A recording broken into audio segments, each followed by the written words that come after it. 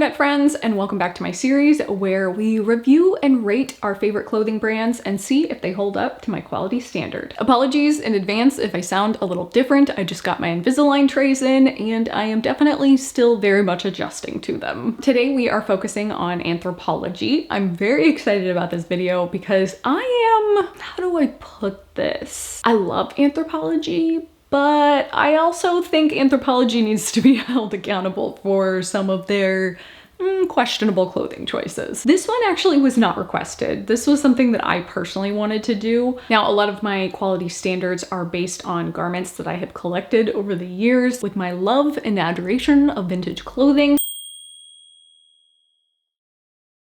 This video is all based on my opinion and my opinion alone. Some of these items may have already been purchased by you. Please do not take offense to any of my opinions. The goal with these videos are not to shame you. Fashion is a very personal thing to experience. This is all just to look at these garments through a critical lens and see where there are rooms for improvement and where true value lies in clothing. Now, Anthropologie was started in 1992. They are owned by the same company that owns Free People and Urban Outfitters. So you will notice a very similar trend in all of the clothing aesthetic. I would say across the board, they could just like morph the stores into one big store and it would make sense and it would still be a cohesive brand. Straight out of the gate, upon entering the store, I was already very thrown off. The very first piece that was on display was this By Anthropologie label. This is their in-house brand. This is a two-piece outfit that is sold separately. So you buy the top and then you buy the pants. They are both over $100. They are 100% polyester and the garment itself is embellished with these little jewels. Now, this type of polyester was meant to mimic a silky satin type feel. Because of that, because of the weave on this and the combination of jewels, I noticed a ton of snags. Now, this most likely happened because the garments were rubbing up against each other. This is something that the display itself was most likely the culprit of these imperfections. For over $100 though, both of these pieces are probably going to be sitting in a drawer or hanging in a closet, and this is still going to happen and is most likely going to snag other garments within your wardrobe. This straight out of the gate, showcasing faulty product like this just blows my mind because this is something that I am seeing in every single store that I visit. And I do want to note, it is the holiday season, so I know things are a little different and chaotic right now. I worked in retail stores for years, most notably Nordstrom at the Grove in Los Angeles. That store was just pure chaos during the holiday season. So I just want to note that I am very hyper aware of the fact that like so many people have come in and sifted through this clothing, and a lot of times that's probably what caused this damage. There is still no excuse for the fact that these pieces are both over $100 and have already proven to be damaged that quickly. Now, you'll quickly notice with Anthropologie, it's a lot of interesting pieces that at the core of it are just basics. You have denim that's embellished, you have shirts that are embellished, you have sequins, you have fringe, but at the core of it, basic pieces. One of my personal favorite things with Anthropologie is they showcase a lot of independent brands. It's always been a really good opportunity to be introduced to a new brand.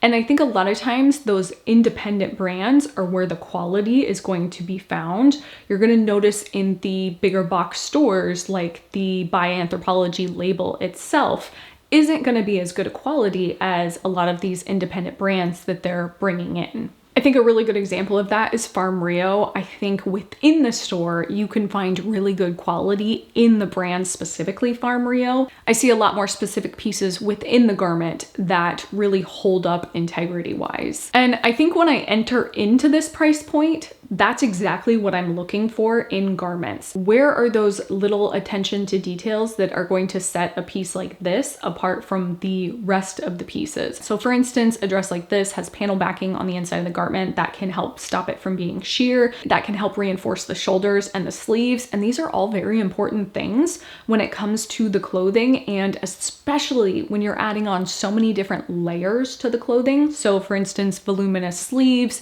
a lot more button detail, maybe some shoulder detail. These are all pieces that are going to wear and create tension on the garment. The more support the garment has and the more finishing touches the garment has, the better and longer lasting this piece is going to be in your wardrobe. I found this across the board on a lot of dresses. You had a lot of pieces in the store that were lacking some kind of tension reinforcement that could have made a huge difference on the pieces and how long they wear. And to me, a dress like this is a good example of the extra attention to detail with the reinforcement and the proper backing to make a piece like this last. Now, of course, with any brand that I talk about, I always advocate for looking at the care tag and seeing what the product is made of. I get really frustrated with a lot of these brands because each care tag is different. Some of them are almost impossible to read. They read like a novel. I spent a lot of time going through their occasion dresses. One thing that I do appreciate about Anthropologie is their design aspect. A lot of pieces are very formal and intricate in design. It's a good way to get a lot of interesting pieces at a cheaper price. In my personal opinion though, as far as basics and everyday pieces at Anthropologie, I do not think they hold the quality standards that I would hope for at the price points that they have. I even have to say this in denim, especially for the Pilcrow line in particular.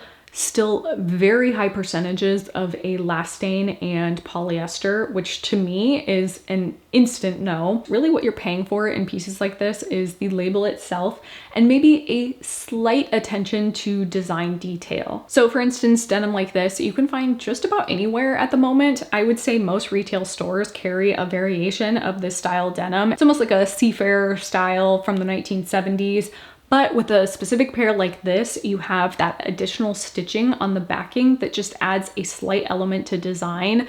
But as far as functionality and actual fabric composition, there is not much of a difference across the board. I think this is something that all across the board Anthropologie is missing, but a lot of these pieces on paper, I think I really like. So for instance, a sweatshirt like this is a French terry knit. I love French terry, especially double looped French terry. Upon closer inspection, this is a high percentage of polyester and cotton blend. For $100, I would hope this would be 100% cotton. I think the wearability and life of a garment like this, if it was 100% cotton, would just be an instant yes. But this is where they cut corners and cut cost. And if you really continue to look at the craftsmanship of the garment, there are so many elements of fast fashion still left behind that just makes you feel like for $100 would expect a lot better quality in a garment like this. For these price points, in some cases I understand it, but in most cases I would say at this price point I would hope for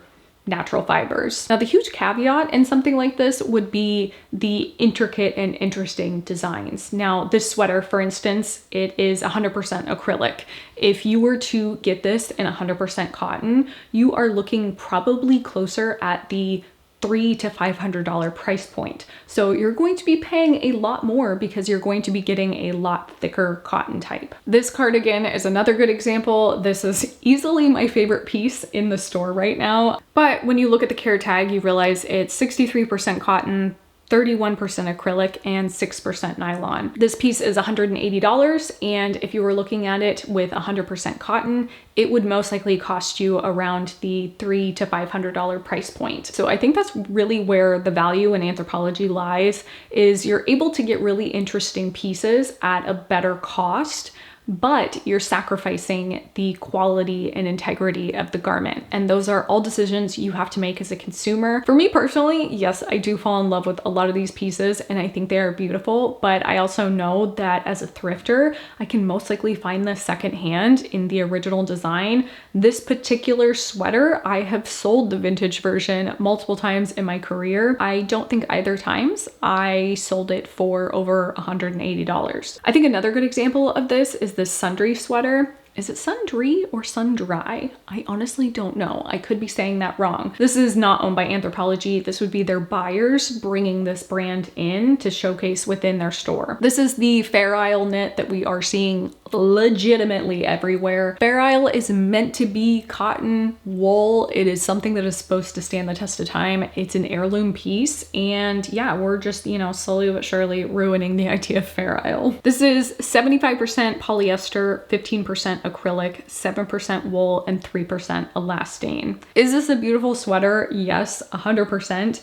Do I think this is made well? No, not at all. This sweater is $158, and just as an example, right now Ralph Lauren has a Fair Isle cotton turtleneck on sale for $144. Original price was $195. They also have a Fair Isle wool blend turtleneck on sale from $265 to $199. And I say wool blend, you might go, oh, but maybe it's a very small percentage of wool. No, Ralph Lauren doesn't play around like that. It is 84% wool, 8% cotton, and 8% nylon. If you're willing to spend $140 on a sweater, something tells me you're also willing to spend $199 on a sweater. I don't want to say Anthropologie is bad quality all across the board. There are always hidden gems in the mix. They do offer cashmere series sweaters that I think are very well made. I've thrifted quite a few of them and added them into my own personal wardrobe. With Anthropologie, I would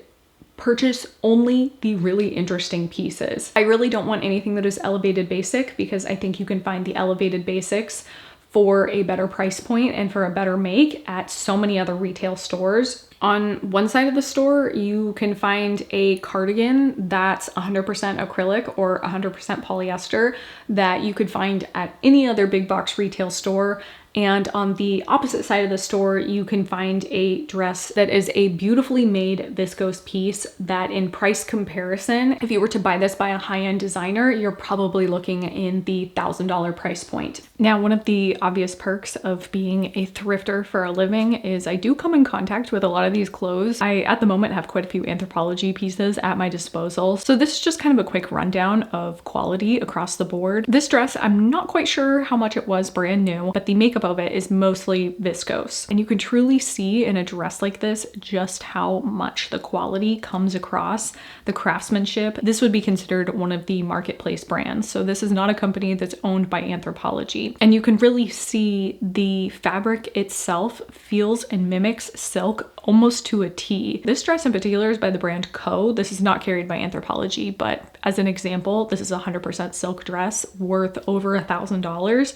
And when you compare the fabric content and style of fabric, just to the touch, this feels almost identical. You can truly raise the value of your clothing just based on knowing these like little nuances and intricacies. Now, this dress obviously is not comparison for comparison because I don't have anything that is mostly made up of viscose. This dress in particular though is the Maeve line, so this is their in-house brand by Anthropologie, and you can really see a difference in the craftsmanship. I do think you can see quite a bit of a difference in how the overall construction in the garment was done. I do think there's still some really notable points in a dress like this. However, I think it's very sheer. It doesn't have paneling on the inside, which when you compare it to the other dress, it had paneling and it was reinforced paneling. All of those things are just little moments in the creation of the dress that say, hey, the manufacturer was truly thinking about every step of the construction process. Now, so far it's been tradition to grab a couple pieces that I really like and try them on. I do think I am quickly turning into the crazy person that is looking at every single care tag and rifling through clothes. I remember what it felt like seeing people do that, and like all you're thinking about is just like, oh my gosh, I'm gonna have the biggest mess to clean up. And I always make a point of folding the clothes and putting them back exactly how I found them. The idea of taking a lot of these intricate garments into the dressing room and trying them on made me a little nervous. The only pieces that I really thought were interesting and worthwhile trying on was the Pilcrow cardigan. Loved that.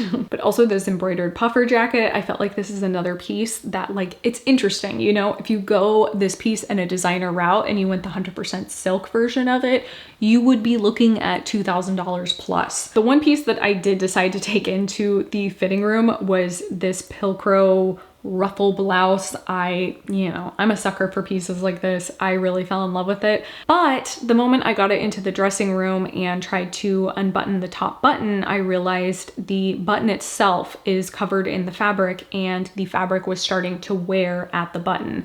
And if I tried to force the button out, I would have completely damaged the button. I just felt like I didn't want to push it any further and run the risk of ruining the blouse, which is quite a bit of a bummer because, you know, in some cases it is nice to see how these pieces look on you. But I think in a lot of ways that probably contributes to some of the damage that you see in the store. Last but not least, as just a little extra note, I haven't really been covering accessories per se. Anthropologie is where it's at for accessories in my opinion. I think bags and belts and jewelry, all of those pieces for the price point, you're getting fairly well-made pieces. The belts though, in my opinion, were a whole nother level. I fell in love with just about every single belt that they offered. One thing that I noticed when I was shopping at like Walmart, Target, Old Navy, all of those are plastic belts. Pieces like this at Anthropologie, they are all genuine leather, and I think the hardware on them are very sturdy and strong. Final thoughts and hot takes on Anthropologie. Again, I do not think Anthropologie is something that I would want to base my entire wardrobe on. I wish they focused a little bit more on marketplace shopping and introducing brands that we're not familiar with.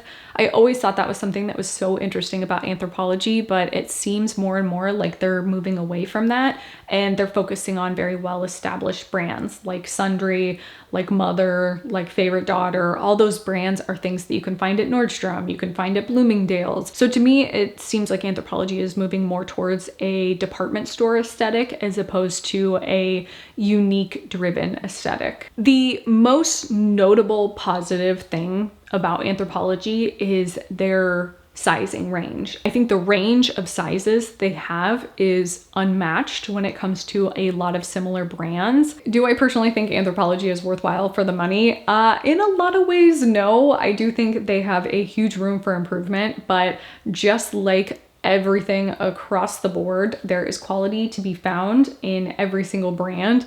You just have to know what to look for. I do think a lot of their pieces, if not the vast majority of their pieces, are overpriced for what you're getting. Good craftsmanship and well-made garments are still out there. A large chunk of them are at the thrift store now because they are no longer being manufactured, but they do exist. With that being said, thank you so much for watching. If you're new around here, I might have a couple extra videos for you right here, and I will see you in the next one. Bye.